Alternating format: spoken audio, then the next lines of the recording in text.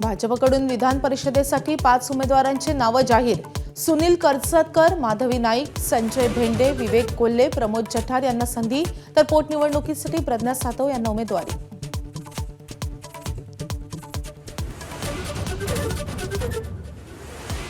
बच्चू कडूंचा प्रहार, जनशक्ती पक्ष शिवसेनेत विलीन होणार का? आज सकाळी 11 वाजता बच्चू कडू निर्णय जाहीर करणार। बच्चू भाऊंची राजकीय सुरुवात झाली होती शिवसेनेत।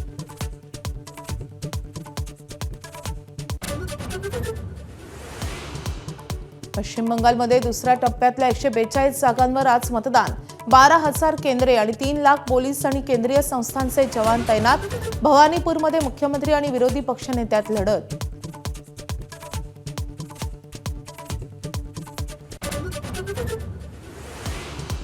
मुंबईतल्या पायधुनीतील चौघांचा विषबाधेने मृत्यू झाल्याची शक्यता। चौघांच्याही शरीरात आढळला पेनकिलर सदृश घटक। पोलिसांना फॉरेन्सिक अहवालाची प्रतीक्षा।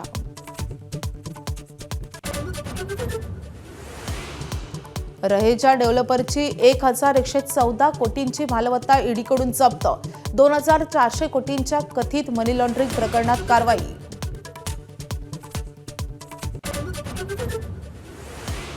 कोल्हापूर जिल्हा सहकारी दूध संघ अर्थात गोकुळवर प्रशासक येणार। मुंबईत महायुतीच्या नेत्यांसोबत झालेल्या बैठकीत मुख्यमंत्र्यांनी केलं स्पष्ट। 4 मे रोजी संपते संचालक मंडळाची मुदत। नाशिक, परतवाडा, कोल्हापूर नंतर आता अकोल्यात विवाहित मुस्लिम तरुणाकडून हिंदू मुलीची फसवणूक। हरियाणाच्या मुलीला ठेवलं 5 दिवस अकोल्यात कोंडून। भाऊ शोधत आल्यानंतर पोलिसांकडून सुटका। पंजाब किंग्सचा विजय रथ राजस्थान रॉयल्सनं रोखला। 222चं आव्हान, 4 चेंडू आणि 6 गडी राखून केलं पार। वैभव जयस्वाल फरियराची तुफान फलंदाजी। कलादर्पण पुरस्कारांवर एबीपी माझाची छाप। सर्वोत्तम वाहिनीचा पुरस्कार पटकावला। माझा कट्ट्याला मिळाला सर्वोत्तम कथाबाह्य कार्यक्रमाचा पुरस्कार, तर वेदांत नेप ठरला सर्वोत्तम रिपोर्टर।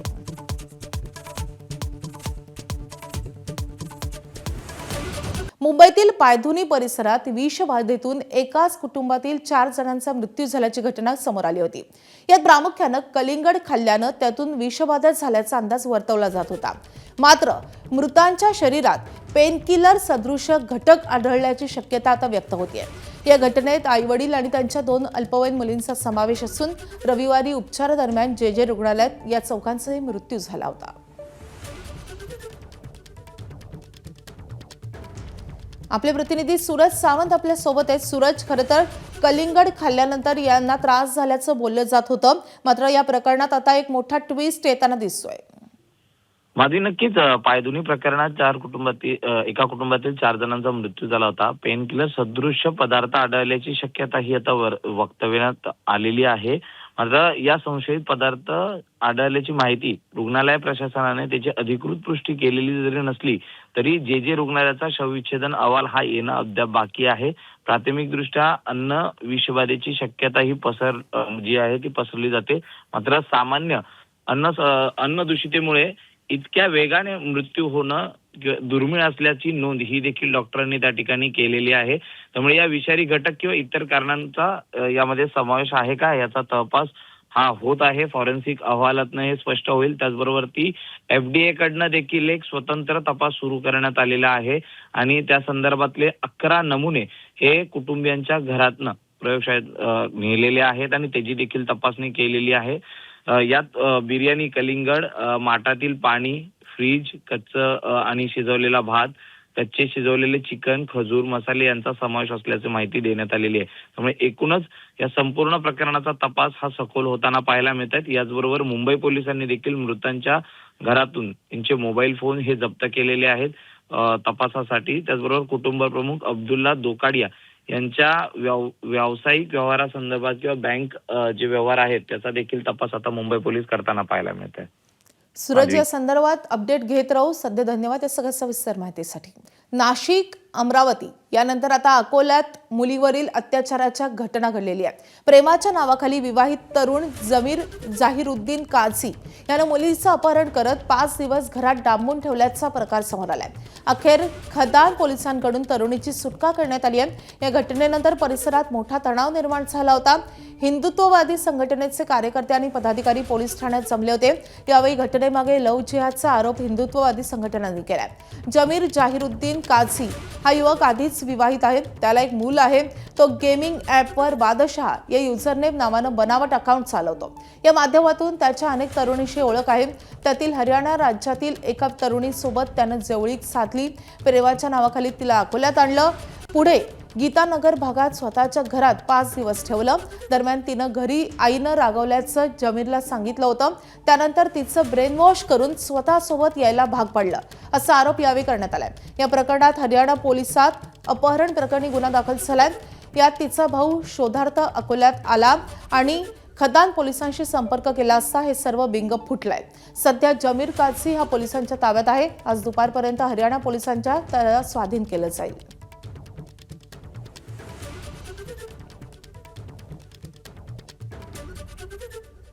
प्रश्न आमच्या मनात निर्माण झाले आहेत आणि त्याचा खुलासा पोलिसांनी केला पाहिजे की तो 4-5 दिवस अगोदर त्या मुलीला घेऊन आला तर त्या मुलीसोबत काय घडलं. त्याचं लग्न झालेलं आहे, 2 मुलं असून तो त्या घरात राहिला तर त्याच्या आई, त्याचे वडील, त्याच्या परिवारातल्या लोकांनी त्याला का म्हटलं नाही की ही मुलगी कोण आहे. तर त्याचा कोणाकोणाला सपोर्ट आहे. तो इतक्या दुरून त्या मुलीला घेऊन आला, तिला सपोर्ट करत आहेत. तर यामागे कोण फायनान्स करत आहे, त्याला पैसे कोण पुरवत आहे, कोणत्या संघटनेच्या मागे आहेत. तर हे सगळं लव्ह जिहादचं प्रकरण आहे. बहीण मिसिंग असल्याची तक्रार तेथील पोलिसांना दिली होती. तो इथे आला होता की माझी बहीण इथे आल्याची माहिती मिळाली. ह्या मुलीचा आणि त्या मुलाचा आमच्या भागामध्ये पाहणी केली असता ती मुलगी आणि मुलगा जो आहे तो आम्हाला मिळून आला. गेमिंग ॲपवर त्यांची ओळख झाली आणि मग चॅटिंग मध्ये त्यांची मैत्री झाली आणि त्या मैत्रीमधून मग तिला वाटलं की आपण या मित्राकडे आपण गेलं पाहिजे, कारण तिला आई थोडीशी रागावली होती आणि त्या कुठं जायचं. तर त्या रागाच्या भरात ती या ज्या मित्रासोबत चॅटिंग करत होती त्याच्याकडे इथे आली होती. राज्याचं लक्ष लागलेल्या विधान परिषद निवडणुकांच्या उमेदवारांपैकी पहिल्यांदा भाजपकडून 6 नावांची घोषणा झाली आहे. भाजपनं अधिकृतपणे महाराष्ट्रातील 5 विधान परिषदांच्या जागांसाठी 5 नावांची घोषणा केली आहे. तर विधान परिषदेच्या एका पोटनिवडणुकीसाठी म्हणजेच एकूण 6 उमेदवारांच्या नावांची घोषणा केली आहे. त्यामध्ये काँग्रेसमधून भाजपात आलेल्या प्रज्ञा सातव यांना पोटनिवडणुकीसाठी उमेदवारी देण्यात आली आहे. तर सुनील करजतकर, माधवी नाईक, संजय भेंडे, विवेक कोल्हे आणि प्रमोद जठार यांना भाजपनं उमेदवारी जाहीर केली आहे. दरम्यान भाजपकडून कुणाकुणाला संधी मिळाली आहे आपण ग्राफिक्सद्वारे पाहूयात. पहिलं नाव आहे सुनील करजतकर यांचं. त्यानंतर कोकणातून प्रमोद जठार आणि माधवी नाईक यांना उमेदवारी मिळाली आहे.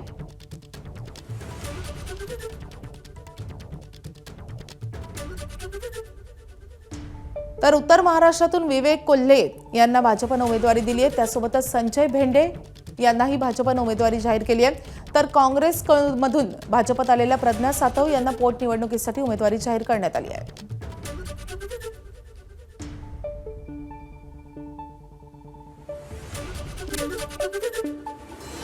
दरम्यान उमेदवारी जाहीर झाल्यानंतर माधवी नाईक यांनी काय प्रतिक्रिया दिली आहे आपण पाहूया.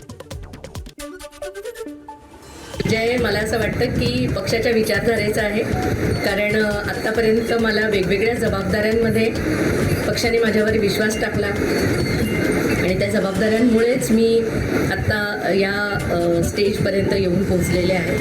आणि कधीही माझ्यावरती जबाबदारी देताना मी एक महिला म्हणून पक्षाने कधीच माझ्यावरती अविश्वास दाखवला नाही. त्यामुळे मी स्वतःला सिद्ध करू शकते.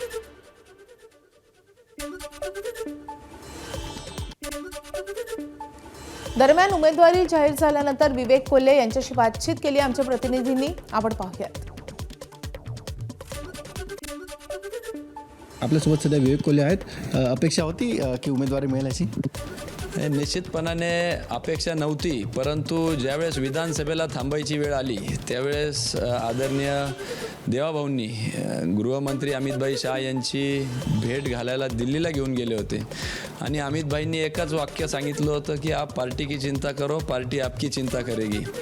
आणि त्यामुळं निश्चितपणाने काहीतरी संधी किंवा कुठंतरी आपल्याला आपल्या त्यागाचं काहीतरी फळ मिळेल याची शाश्वती होती.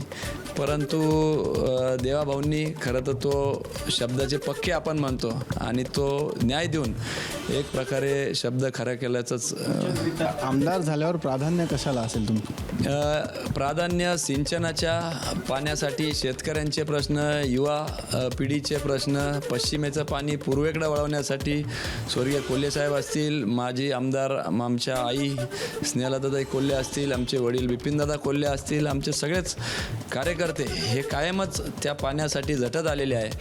आणि म्हणून सिंचनासाठी पश्चिमेचं पाणी पूर्वेकडं, युवा सशक्तीकरण, त्यांच्या दृष्टिकोनातून रोजगार असेल, महिलांचं सबलीकरण असेल, ग्रामीण अर्थव्यवस्था आणि सहकार क्षेत्र या सगळ्यांच्या अवतीभोवती खऱ्या अर्थाने माझं लक्ष असणार आहे आणि त्याच प्रश्न घेऊन मी सभागृहात जाणार आहे. व्हिडिओ जर्नलिस्ट दीपेश महाजनसह सचिन गाड, ABP माझा, मुंबई. तर भाजपनं काल जाहीर केलेल्या या यादीची वैशिष्ट्य काय आहेत तेही आपण ग्राफिक्सद्वारे पाहूयात. तर विभागनिहाय समतोल राखण्याचा प्रयत्न भाजपनं या यादीद्वारे केलाय. सुनील कर्जतकरांच्या रूपानं मराठवाड्याला प्रतिनिधित्व देण्यात आलंय. प्रमोद जठार आणि माधवी नाईक यांच्या रूपानं कोकणालाही प्रतिनिधित्व दिलंय. तर सुनील भेंडेंना उमेदवारी देत विदर्भाचा समतोल राखण्याचा प्रयत्न झालाय. विवेक कोल्हे यांच्या रूपानं उत्तर महाराष्ट्रालाही प्रतिनिधित्व मिळालेलं आहे. मुंबई आणि पश्चिम महाराष्ट्राचा मात्र यात नंबर लागू शकलेला नाही. तर निवृत्त आमदारांचा पत्ता कट झालाय आणि नवीन चेहऱ्यांना पक्षानं संधी दिली आहे. संघटनेतील महत्त्वाच्या नेत्यांचं राजकीय पुनर्वसन केल्याची चर्चा सुरू आहे.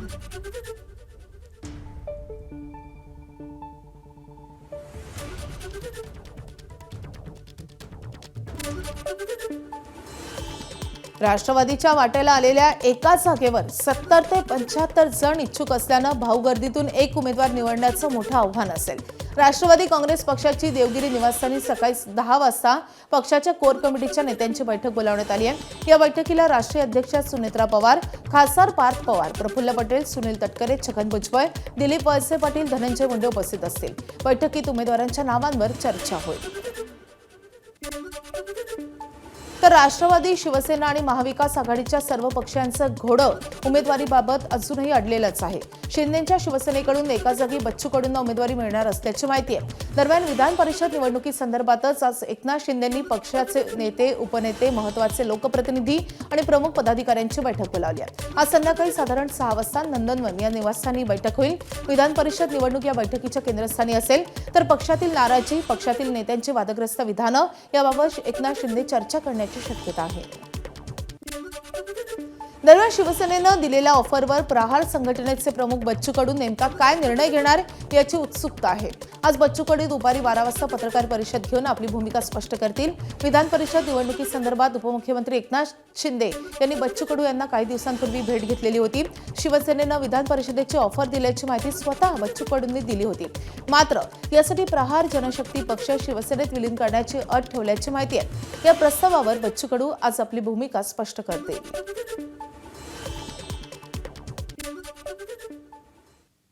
दरम्यान उमेदवारी संदर्भात राष्ट्रवादीचे प्रदेशाध्यक्ष सुनील तटकरे आणि मंत्री उदय सामंत यांनी काय प्रतिक्रिया दिली आहे आपण पाहूयात.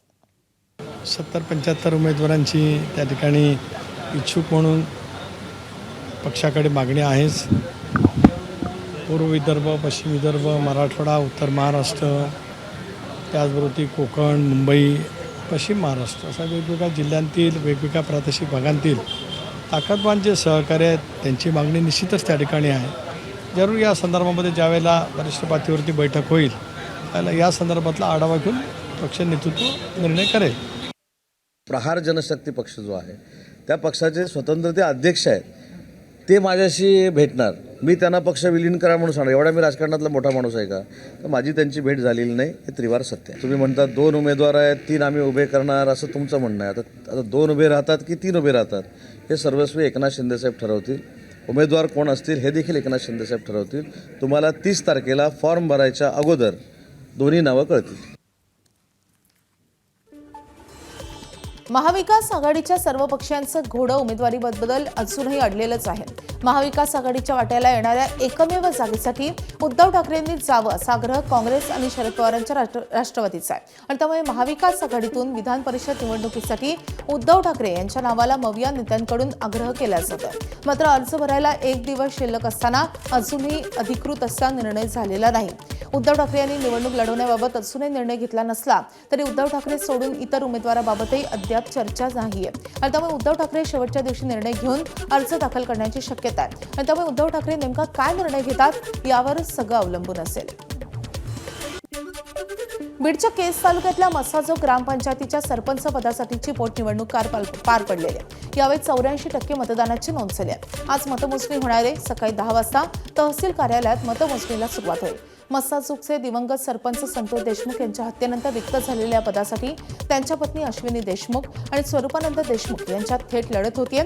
एकूण 2084 मतदारांपैकी 1744 मतदारांनी आपला मतदानाचा हक्क बजावलाय. मस्साजोगचे ग्रामस्थ नेमका कुणाला कौल देतात हे पाहणं महत्त्वाचं असेल. राजस्थान रॉयल्सने पंजाब किंग्सचा घरच्या मैदानावर पराभव करत त्यांचा विजय रथ रोखलाय. पंजाबनं राजस्थान समोर 222 धावांचं आव्हान ठेवलं होतं.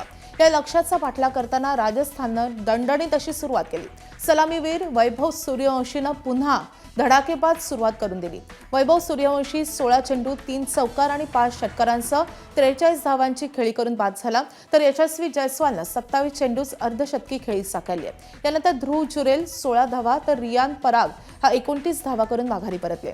यानंतर डोनावर फरेरा आणि शुभम दुबे यांनी संघाला विजय मिळवून दिलाय. राजस्थाननं नाणेफेक जिंकत पंजाबला प्रथम फलंदाजीसाठी पाचारण केलेलं होतं. प्रभसिमरन सिंग आणि प्रियांश आर्य यांनी संघाला चांगली सुरुवात करून दिली. प्रियांश आर्य हा 29 धावा करत बाद झाला. तर प्रभसिमरन सिंगनं 44 चेंडूत 6 चौकार आणि एका षटकारासह 59 धावांची खेळी केली. तर कूपर कॉनली आणि श्रेयस अय्यर या दोघांनी प्रत्येकी 30-30 धावांचं योगदान दिलं. तर मार्कस टॉयरिसनं अखेरच्या षटकांमध्ये वादळी फटकेबाजी केली आणि संघाला 200 धावांच्या पलीकडे नेलं.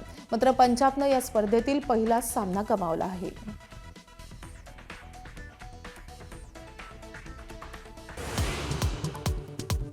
भाजपकडून विधान परिषदेसाठी 5 उमेदवारांची नावं जाहीर.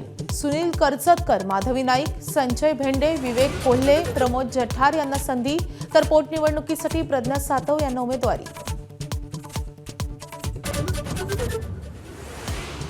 बच्चू कडूंचा प्रहार जनशक्ती पक्ष शिवसेनेत विलीन होणार का? आज सकाळी 11 वाजता बच्चू कडू निर्णय जाहीर करणार. बच्चू कडूंची राजकीय सुरुवात झाली होती शिवसेनेपासून. पश्चिम बंगालमध्ये दुसऱ्या टप्प्यातल्या 142 जागांवर मतदानाला सुरुवात. 12,000 केंद्रे आणि 3 लाख पोलीस आणि केंद्रीय संस्थांचे जवान तैनात.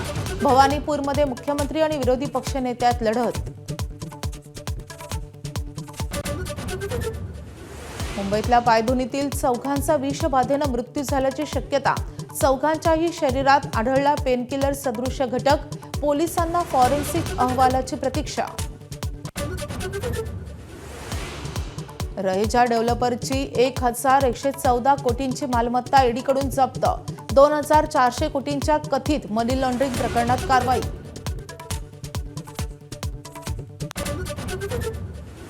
कोल्हापूर जिल्हा सहकारी दूध संघ अर्थात गोकुळवर प्रशासक येणार. मुंबईत महायुतीच्या नेत्यांसोबत झालेल्या बैठकीत मुख्यमंत्र्यांनी केलं स्पष्ट. 4 मे रोजी संपते संचालक मंडळाची मुदत. नाशिक, परतवाडा, कोल्हापूर नंतर आता अकोल्यात विवाहित मुस्लिम तरुणाकडून हिंदू मुलीची फसवणूक. हरियाणाच्या मुलीला ठेवलं 5 दिवस अकोल्यात कोंडून. भाऊ शोधत आल्यानंतर पोलिसांकडून सुटका.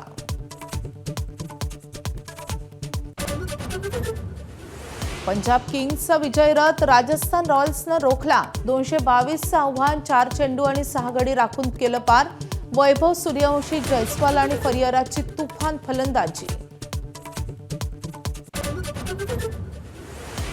कलादर्पण पुरस्कारांवर एबीपी माझाची छाप. सर्वोत्तम वाहिनीचा पुरस्कार पटकावला. माझा कट्ट्याला मिळाला सर्वोत्तम कथाबाह्य कार्यक्रमाचा पुरस्कार. तर वेदांत नेप ठरले सर्वोत्तम रिपोर्टर. भाजपकडून विधान परिषदेसाठी 5 उमेदवारांची यादी जाहीर झाली आहे. भाजपकडून विवेक कोल्हे यांना उमेदवारी जाहीर झाल्यानंतर कोपर गावात आतिषबाजी करण्यात आली आहे. खरं तर अहिल्यानगर जिल्हा म्हटलं की थोरात आणि विखे संघर्ष नेहमी समोर आलाय. 2019च्या विधानसभा निवडणुकीत भाजपच्या स्नेहलता कोल्हे यांचा अल्पमताने पराभव झाला आणि या पराभवासाठी स्नेहलता कोल्हे यांनी थेट विखे यांना जबाबदार धरत पक्षश्रेष्ठींकडे तक्रार देखील केली. मात्र गेल्या काही वर्षात या संघर्षात उडी मारली ती युवा नेते विवेक कोल्हे यांनी. विखे यांचा बालेकिल्ला असलेल्या राहता विधानसभा मतदारसंघातील गणेश सहकारी साखर कारखाना निवडणुकीत काँग्रेस नेते बाळासाहेब थोरात यांची साथ घेत विवेक कोल्हे यांनी विखे यांच्या पॅनलचा पराभव केला. 2024च्या निवडणुकीत जागा वाटपात कोपरगाव विधानसभा मतदारसंघ राष्ट्रवादी अजित पवार गटाकडे गेला आणि सर्वांचं लक्ष लागलं ते विवेक कोल्हे यांच्या भूमिकेकडे. या दरम्यान भाजपच्या वरिष्ठ नेत्यांसह खुद्द देवेंद्र फडणवीस यांनी कोल्हे यांच्या निवासस्थानी जात त्यांची भेट घेतली आणि त्यांना राजकीय पुनर्वसनाचा शब्द देखील दिला. अखेर हा शब्द पूर्ण करत भाजपनं विवेक कोल्हे यांना विधान परिषद निवडणुकीसाठी उमेदवारी जाहीर केली आहे. विवेक कोल्हे यांच्या नावाची घोषणा झाल्यानंतर कोपरगाव शहरात फटाक्यांची आतिषबाजी करण्यात आली आहे आणि याच दरम्यान 2024च्या विधानसभा निवडणुकीत मुख्यमंत्री देवेंद्र फडणवीस आणि स्वर्गीय उपमुख्यमंत्री अजित पवार यांनी केलेली विधानं आता व्हायरल झाली आहेत. आम्ही कायम कोल्हे कुटुंबियांसोबत आहोत. विशेषतः मला या गोष्टीचा आनंद आहे की विवेक कोल्हेच्या रूपानं नवीन पिढीचा, नव्या दमाचा, तरुण तडफदार अशा प्रकारचा नेता आता उदयाला आलेला आहे. त्याच्याही पाठीशी मी अत्यंत ताकदीनं आणि भक्कमपणे उभा आहे आणि मला त्याच्यामध्ये भविष्यातला एक अतिशय उत्तम नेता जो महाराष्ट्रामध्ये जनसेवा करू शकेल असा नेता दिसतो आहे. ज्यावेळेस कोपरगावच्या बद्दल ती जागा आमच्याकडे आली ना, आम्ही आशुतोषला उमेदवारी दिली, त्यावेळेस कुठलाही मनामध्ये किंतु न ठेवता संजीवनी ग्रुपनी मनापासून महायुतीचं काम केलं. त्याबद्दल तुम्हाला सगळ्यांना लाख लाख धन्यवाद देतो, तुमचे लाख लाख आभार मानतो. आत्ताच येताना आम्हाला अमित शाह साहेब विचारत होते, मी एवढी सीन तुम्हाला दाखवतो, तुमच्या मनामध्ये जे आहे ते शहासाहेबांच्याही मनामध्ये आहे एवढंच मी सांगतो. त्याच्यापेक्षा जास्त त्याबद्दल काही बोलत नाही. दरम्यान 3 दिवसांपूर्वी महसूल मंत्री चंद्रशेखर बावनकुळे यांनी साईबाबांचं दर्शन घेतलं होतं आणि त्याचवेळी पत्रकारांशी संवाद साधताना विवेक कोल्हेंसंदर्भात त्यांनी नेमकं काय म्हटलं होतं आपण पाहूयात. अहिल्यानगरमध्ये आमचे स्नेहलताई कोल्हे आहेत, विवेक कोल्हे जी आहेत, त्यांना विधानसभेच्या निवडणुकावेळी आम्ही सांगितलं होतं की त्यांना MLC देऊ. हा शब्द मात्र कुठेही मागे घेतला नाही.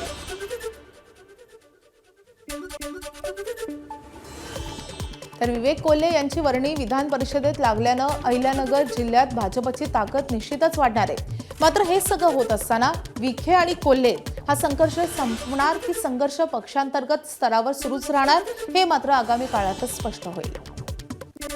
आता बातमी आहे पश्चिम बंगालच्या निवडणुकीची. पश्चिम बंगालमध्ये आज दुसऱ्या टप्प्यातील 142 जागांसाठी मतदान पार पडत आहे. तृणमूल काँग्रेस आणि भारतीय जनता पक्षात मुख्य लढत होती आहे. एकूण मतदार आहेत 3,21,00,000 तर 73,837 इतके मतदार मतदानाचा हक्क बजावतील. यामध्ये उत्तर कोलकाता, दक्षिण कोलकाता, हावडा, त्यासोबतच नादिया, उत्तर 24 परगणा, दक्षिण 24 परगणा, हुगळी आणि पूर्व बर्धमान या मतदारसंघांचा समावेश आहे. 23 एप्रिल रोजी झालेल्या पहिल्या टप्प्यात विक्रमी 93.19% मतदानाची नोंद झाली आहे. इतक्या विक्रमी मतदानामुळे दुसऱ्या टप्प्यातील आजच्या मतदानात किती मतदान होतं हे पाहणं महत्त्वाचं असेल. तर 4 मे रोजी मतमोजणी होणार आहे.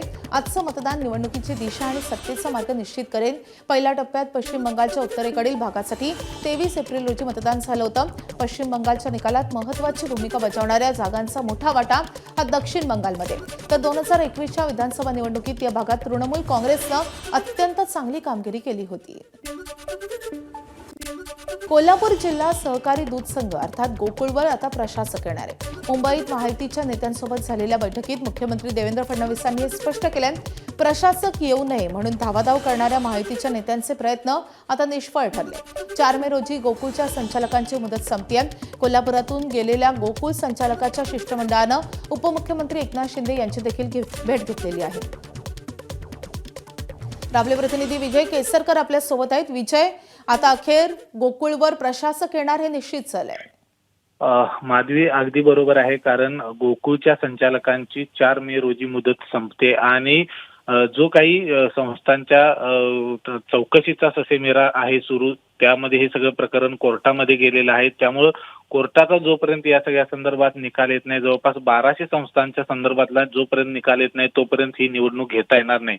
आणि त्यामुळं ही निवडणूक घेता येणार नसल्यामुळं प्रशासक हा म्हणजे सहकार कायद्यानुसार प्रशासक त्या ठिकाणी नेमावा लागतो आणि त्याच सूचना आहेत त्या मुख्यमंत्र्यांनी दिल्या आहेत. काल आपण मुंबईत बघितलं तर महायुतीचे सगळे नेते या ठिकाणी म्हणजे चंद्रकांतदादा पाटील असतील, पालकमंत्री प्रकाश आंबेडकर असतील, हसन मुश्रीफ असतील आणि संचालक सगळे गोकुळचे या ठिकाणी मुंबईमध्ये गेले. त्यांनी सुरुवातीला उपमुख्यमंत्री एकनाथ शिंदे यांची भेट घेतली आणि नंतर रात्री 10 वाजता देवेंद्र फडणवीस यांची भेट घेतली. त्या बैठकीमध्ये देवेंद्र फडणवीस यांनी सांगितले की आपल्याला कायद्यानुसार या ठिकाणी प्रशासक हा आणावा लागेल. ही जी कोर्टाची सगळी प्रक्रिया आहे ती लवकरात लवकर संपून मग गोकुळची निवडणूक आहे ती आपल्याला लावता येईल. त्यामुळे कुठेतरी जे महायुतीचे सगळे नेते कोल्हापुरातून गेले होते की या ठिकाणी याच संचालकांना मुदतवाढ करून द्यावी ही मागणी कुठेतरी मुख्यमंत्री देवेंद्र फडणवीस यांनी फेटाळून लावलेली आहे. त्यामुळे आता गोकुळची निवडणूक कधी होणार आहे हे पाहणं महत्वाचं असणार आहे आणि त्याचबरोबर प्रशासक म्हणून नेमकी कुणाची नेमणूक होते हे देखील पाहणं महत्वाचं असेल. माधवी, मराठवाडा आणि विदर्भात सध्या उन्हाचा तडाखा वाढला असून नागरिकांसह जनावरांनाही उष्णतेचा मोठा फटका बसलाय. म्हशी आजारी पडणं, गर्भपात होणं आणि दूध उत्पादनात जवळपास 50% घट होणं अशा समस्या होत्या. मात्र हिंगोली जिल्ह्यातल्या एका शेतकऱ्यानं यावर एक भन्नाट उपाय शोधून काढलाय. बेलवाडी येथील शेतकरी रामेश्वर माणगे यांनी आपल्या म्हशींसाठी चक्क स्विमिंग पूल बांधलाय. या अनोख्या प्रयोगामुळे म्हशींना उष्णतेपासून दिलासा मिळत असून दूध उत्पादनातही फायदा होत आहे. या पुलाची लांबी 100 फूट आणि रुंदी 73 फूट आणि खोली 7 फूट आहे. दररोज दुपारच्या वेळी या पुलात पाणी सोडलं जातं आणि म्हशींना त्यात जाण्यासाठी दरवाजा उघडला जातो. उन्हाच्या कडक तापमानात म्हशी या पाण्यात 4 ते 5 तास आराम करतात आणि त्यामुळे त्यांच्या शरीराचं तापमान नियंत्रणात राहतंय. उष्णतेचा त्रासही कमी होतोय आणि आरोग्य सुधारतंय. परिणामी गर्भपाताचं प्रमाण कमी झालं असून दूध उत्पादनही टिकून राहत आहे.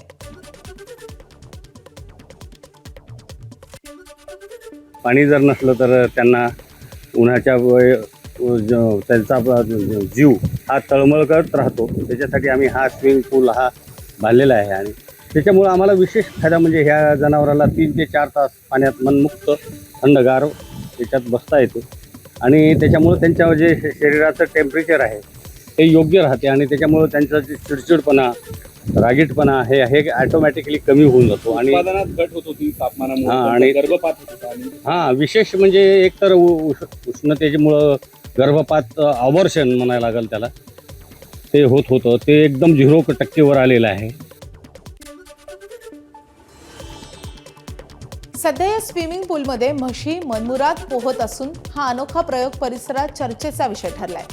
खरं तर वाढत्या तापमानात पशुपालनासाठी हा उपाय इतर शेतकऱ्यांसाठी प्रेरणादायी असाच ठरतोय. दरम्यान याचा आढावा घेतलेला आमचे प्रतिनिधी माधव दिपके यांनी. हिंगोली जिल्ह्यातले जे शेतकरी आहेत रामेश्वर मांडगे त्यांनी त्यांच्या शेतातल्या म्हशींसाठी खास असा स्विमिंग पूल बांधलेला आहे. जसं या ठिकाणी उभा आहे आपण बघताय. ह्या 80 म्हशी येतात आणि 80 म्हशीसाठी हा खास स्विमिंग पूल त्यांनी त्यांच्या गोठ्याच्या बाजूला बांधलेला आहे. जे तापमान वाढते या तापमान वाढीचा सर्वाधिक परिणाम या म्हशीच्या आयुष्यावर होत असतो, कारण त्यांच्या दुधाच्या उत्पादनात मोठ्या प्रमाणात घट होत असते. त्याचबरोबर म्हशीचा तापमानामुळं गर्भपातही मोठ्या प्रमाणात होत असतो आणि याला पर्याय म्हणून शेतकरी रामेश्वर मांडगे यांनी त्यांच्या शेतामध्ये अशा पद्धतीने हा खास म्हशीसाठी स्विमिंग पूल बांधलेला आहे. अशा पद्धतीने आपण समोर बघताय हे पाणी सोडलेलं आहे आणि यामधून जे थंड पाणी म्हशींच्या अंगावर जातं. या स्विमिंग पूलमध्ये म्हशी थांबतात, त्यामुळे त्यांच्या शरीराचं तापमान स्थिर राहायला मदत होते. परिणामी म्हशीचा गर्भ जे तो चांगला राहतो. दुधाच्या उत्पादनात सुद्धा या पाण्यामुळं वाढ होते आणि म्हशी ज्या उन्हामुळे आजारी पडायचा ते प्रमाण सुद्धा मोठ्या प्रमाणामध्ये कमी होतं आणि याचा फायदा अप्रत्यक्षरित्या शेतकऱ्याच्या दूध उत्पादनावर होत असतो आणि शेतकऱ्यांना भन्नाट केलेली ही संकल्पना त्यांच्या दूध उत्पादनासाठी मोठ्या प्रमाणात फायदेशीर ठरते. शेतकरी रामेश्वर मांडगे यांनी केलेला हा प्रयोग निश्चितच जिल्हाभरामध्ये या प्रयोगाचं कौतुक केलं जाते, कारण एकीकडे माणसांसाठी स्विमिंग पूल असतो, माणसांची उन्हामुळे जे ते लाही होतीये, परंतु शेतातील मशीनना सुद्धा स्विमिंग पूल असला पाहिजे. त्यांना सुद्धा उन्हापासून दिलासा मिळाला पाहिजे. यासाठी शेतकरी रामेश्वर मांडगे यांनी केलेला हा प्रयोग याची स्तुती याची जे ते वाहवा जिल्हाभरामध्ये केली जात आहे. माधव दिपके, एबीपी माझा, हिंगोली. दरवर्षीप्रमाणेच यंदाचा उन्हाळाही अकोलेकरांची चांगलीच परीक्षा घेतोय. कमाल तापमानाचा पारा रोज नवनवीन विक्रम गाठतोय. गेल्या 2 दिवसात अकोल्याचं कमाल तापमान हे 47 अंशांपर्यंत पोहोचलंय आणि त्यामुळे अकोलेकर यंदाच्या उन्हाळ्यात घरात कूलरच्या समोरच बसून राहणं पसंत करतायत. मात्र एकीकडे सामान्यांचे हाल होत असताना देवाचं काय?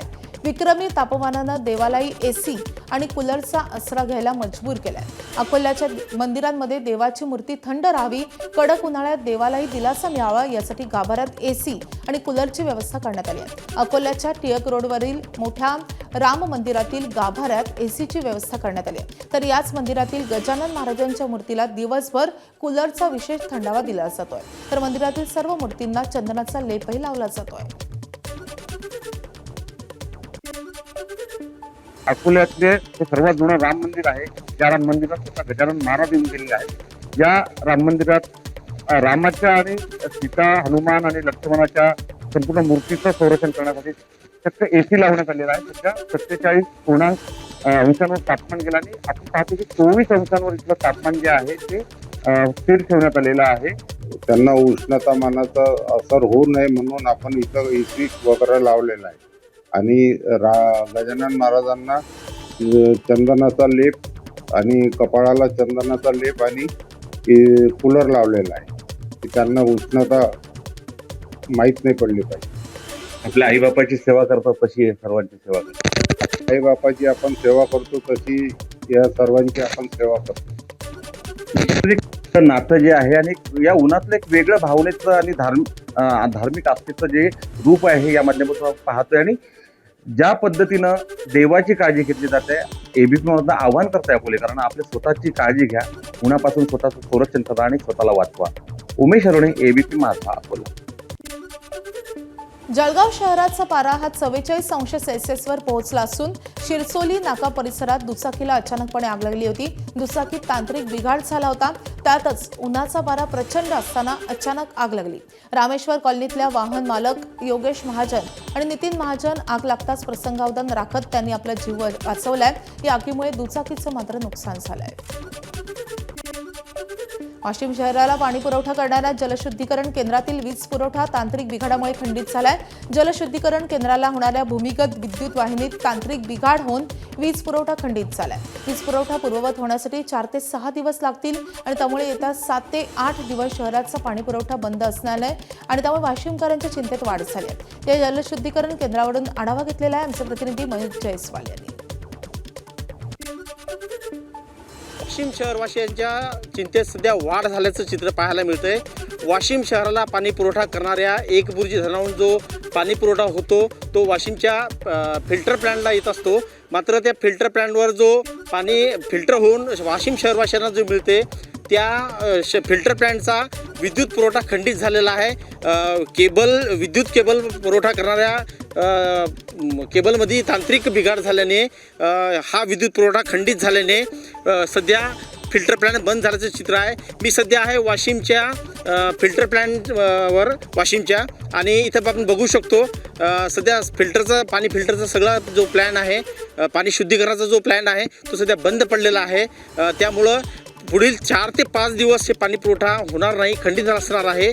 जोपर्यंत हे जलशुद्धीकरण केंद्र आहे हे पुरवठा चालू होत नाही तोपर्यंत वाशिमकरांना शुद्ध पाणी मिळणार नाही. सध्या तरी असं चित्र पाहायला मिळतं आहे. नगरपालिकानं आवाहन केलेलं आहे की वाशिमकरांनी काही दिवस संयम पाळावा.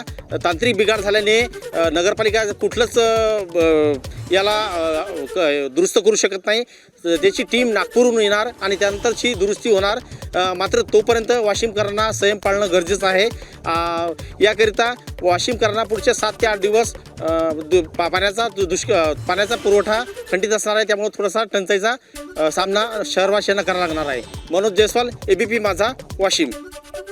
अजित पवारांच्या अपघाताला काल 3 महिने पूर्ण झाले आणि कालच अजित पवारांचे पुत्र आणि खासदार पार्थ पवारांना VSR कंपनीच्या विमानानं प्रवास केलाय. ही तीच कंपनी आहे जिच्या विमान अपघातात अजित पवारांचा मृत्यू झाला होता. शरद पवारांच्या स्नेहभोजनाच्या कार्यक्रमाला पार्थ पवार VSR विमानानं पोहोचले. पार्थ पवारांच्या VSR विमान प्रवासाची पावती समोर आल्यानं चर्चा सुरू झाली. यानंतर ट्विट करत पार्थ पवारांनी स्पष्टीकरण दिले. शेवटच्या क्षणी विमान बुक करण्यात आल्याचं पार्थ पवारांनी म्हटलंय. ही केवळ प्रशासकीय पातळीवरील चूक होती, याची मी गंभीर दखल घेतल्याचंही त्यांनी सांगितलंय. तर पार्थ पवारांनी या संदर्भात नेमकी काय एक्सपोस्ट केली आहे, काय स्पष्टीकरण दिले आपण पाहतोय. मोदी बाग पुणे येथे पवार साहेबांना भेटण्यासाठी तातडीनं पोहोचायचं असल्यानं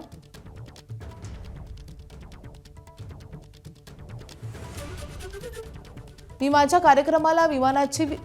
कार्यालयाला विमानाची व्यवस्था करण्यास सांगितलं होतं. शेवटच्या क्षणी झालेल्या व्यवस्थेमुळे नकळतपणे VSRचं विमान माझ्यासाठी बुक करण्यात आले.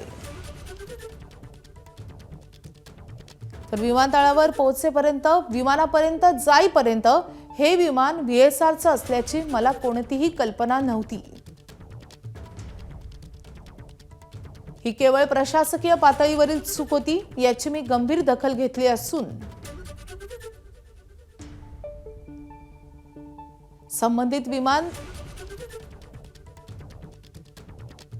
बुक करताना तसंच माझ्या सहकाऱ्यांना अशा चुका पुन्हा होऊ नयेत यासाठी अधिक सतर्क राहण्याच्या स्पष्ट सूचना मी दिलेल्या आहेत, असं पार्थ पवार यांनी स्पष्ट केलंय. तर VSR बाबत यापूर्वीही आमची भूमिका आजही कायम असल्याचं पार्थ पवारांनी म्हटलंय.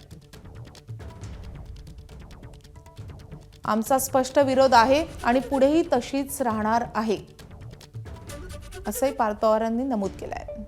तर सत्य परिस्थिती समजून न घेता यावर राजकारण करण्याचा प्रयत्न योग्य नाही, असंही त्यांनी म्हटलंय.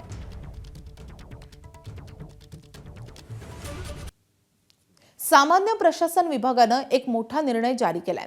दोषी आमदार आणि खासदारांना सॅल्यूट न करण्याचे आदेश अधिकाऱ्यांना देण्यात आलेत.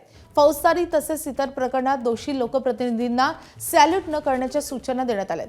चौकशीसाठी सुनावणी किंवा पक्षकार म्हणून समन्स करण्यात आलेल्या लोकप्रतिनिधींना देखील सॅल्यूट न करण्याचे स्पष्ट आदेश देण्यात आलेत. तसंच निवडणूक प्रक्रियेच्या अनुषंगानं शासकीय कार्यालयात उपस्थित लोकप्रतिनिधींना सॅल्यूट न करण्याच्या सूचनाही देण्यात आल्यात. अशा सर्व प्रसंगी सर्वसामान्यांप्रमाणेच लोकप्रतिनिधींना वागणूक देण्याचे निर्देशही जारी करण्यात आले. मुंबईतील रहेच्या डेव्हलपरची 1100 कोटींची मालमत्ता ईडीने जप्त केली आहे. हा तपास सुमारे 2400 कोटी रुपयांच्या कथित मनी लॉन्ड्रिंग प्रकरणाशी संबंधित आहे. ईडीच्या माहितीनुसार जप्त करण्यात आलेल्या मालमत्तांमध्ये NA बिल्डवेल प्रायव्हेट लिमिटेड आणि रियासत पॅलेस लिमिटेड कंपन्यांचा समावेश आहे. तर रहेच्या डेव्हलपरची 1100 कोटींची मालमत्ता ईडीने जप्त केलेली आहे. सुमारे 2400 कोटींचं हे सगळं प्रकरण आहे आणि त्याच प्रकरणी ईडीकडून चौकशीनंतर गुन्हा नोंद झालेला होता आणि आता या प्रकरणी ईडीने ही मालमत्ता जप्त केलेली आहे. रहेच्या डेव्हलपरनं खरेदीदारांकडून काही रक्कम घेतल्याचं आणि नंतर ती अवैधरित्या वळवल्याचा आरोप होतोय. आपले प्रतिनिधी सूरज सावंत आपल्या सोबत आहेत. सूरज, नेमकं प्रकरण काय आणि ईडीनं कशी कारवाई केली आहे? नक्कीच यामध्ये अनेक लोकांकडनं घरांसाठी पैसे हे इन्व्हेस्ट म्हणून घेण्यात आले होते आणि नंतर ह्याच पैशांचा उपयोग हा विविध कंपन्या, शेअर मार्केट आणि इतर माध्यमातून तो हवालाद्वारे वळवण्यात आल्याचा आरोप हा रहेजा यांच्यावरती करण्यात आला होता. आणि या संदर्भात ज्यावेळी EOW आर्थिक गुन्हे शाखा मुंबई पोलीस यांच्याकडे तक्रारी प्राप्त झाल्यानंतर गुन्हा हा दाखल केला होता आणि यातच ईडीने त्या ठिकाणी स्वतःचा गुन्हा दाखल करून त्याचा तपास सुरू केला होता. आणि याच तपासामध्ये आता रहेजा यांच्या जवळपास 1100 कोटींची जी मालमत्ता आहे ही जप्त केलेली आहे. हा संपूर्ण जर भ्रष्टाचार पाहिला किंवा कथित मनी लॉन्ड्रिंगचं प्रकरण आहे 2400 कोटी रुपयांचं. त्यामुळे एकूणच जप्त करण्यात आलेल्या मालमत्तांमध्ये NA Buildwell private limited company आणि रियासत प्लेसेस लिमिटेड या कंपन्यांची मालमत्ता असल्याचं कळतंय. ज्या दोन्ही कंपन्या या रहेजा डेव्हलपर्स यांच्याशी संबंधित होत्या. त्यामुळे एकूणच घर खरेदीच्या फसवणुकीच्या तक्रारीनंतर उघडकीस आलेले हे संपूर्ण प्रकरण आता एकाच वेगळ्याच दिशेने जाताना आपल्याला पाहायला मिळतंय. 4700 घर खरेदीकडून जवळपास 2426 कोटी रुपये हे उभे केलेले होते आणि त्यातनंच हा संपूर्ण गैरव्यवहार झाल्याचा आरोप त्यांच्यावर करण्यात आलेला आहे. माधवी. सूरज, अपडेट घेत राहू. सध्या धन्यवाद या माहितीसाठी. सांस्कृतिक कलादर्पण पुरस्कार 2026 सोहळा हा प्रभादेवीच्या रवींद्र नाट्य मंदिर येथे पार पडलाय. यंदाचं हे सांस्कृतिक कलादर्पण पुरस्काराचं 28वं वर्ष आहे. या पुरस्कार सोहळ्यात एबीपी माझा या वृत्तवाहिनीला सुद्धा पत्रकारिता विभागांमध्ये विविध पुरस्कार प्राप्त झाले. एबीपी माझा वृत्तवाहिनीला सर्वोत्कृष्ट मराठी वृत्तवाहिनीचा पुरस्कार प्रदान करण्यात आलाय. यावेळी एबीपी माझाच्या वृत्तवाहिनीच्या संपादिका सरिता कौशिक यांनी हा पुरस्कार स्वीकारलाय. तर लक्षवेधी कथाबाह्य कार्यक्रम म्हणून माझा कट्टा या कार्यक्रमाला सुद्धा सांस्कृतिक कलादर्पण पुरस्कारानं गौरवण्यात आलंय. त्यासोबतच एबीपी माझाचा प्रतिनिधी वेदांत नेब यांना सर्वोत्कृष्ट पुरुष वार्ताहर या पुरस्कारानं गौरवण्यात आलंय.